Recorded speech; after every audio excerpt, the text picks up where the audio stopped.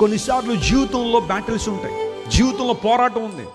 నిర్నిమిత్తంగా నీకు శత్రువులు అయ్యే వాళ్ళు ఉంటారు, నిన్ను హేళన చేయాలని చూసేవాళ్ళు ఉంటారు. నువ్వు మంచి చేసినా నిన్ను హీనపరచాలని, సమాజంలోని చెడ్డ వ్యక్తిగా చిత్రీకరించాలని ప్రయత్నం చేసేవాళ్ళు చాలామంది ఉంటారు.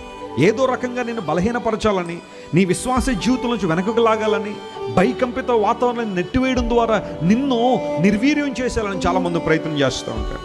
ఎన్నో ఆటంకాలు సృష్టించేవాళ్ళు, అడ్డంకులు సృష్టించేవాళ్ళు చాలామంది ఉంటారేమో. కానీ at that particular time, my dear brother and my dear sister, listen to me.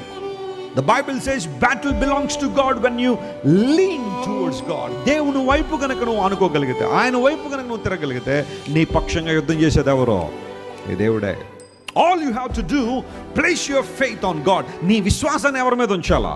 దేవుని మీద ఉంచాలి. ఆ యుద్ధ సమయంలో లేదా భయంకర ప్రతికూలతలో నువ్వు దేవుని మాటకు లోబడగలిగితే, విశ్వాసం ఉంచగలిగితే, ప్రభు కార్యాలు స్పష్టంగా నువ్వు చూస్తావు.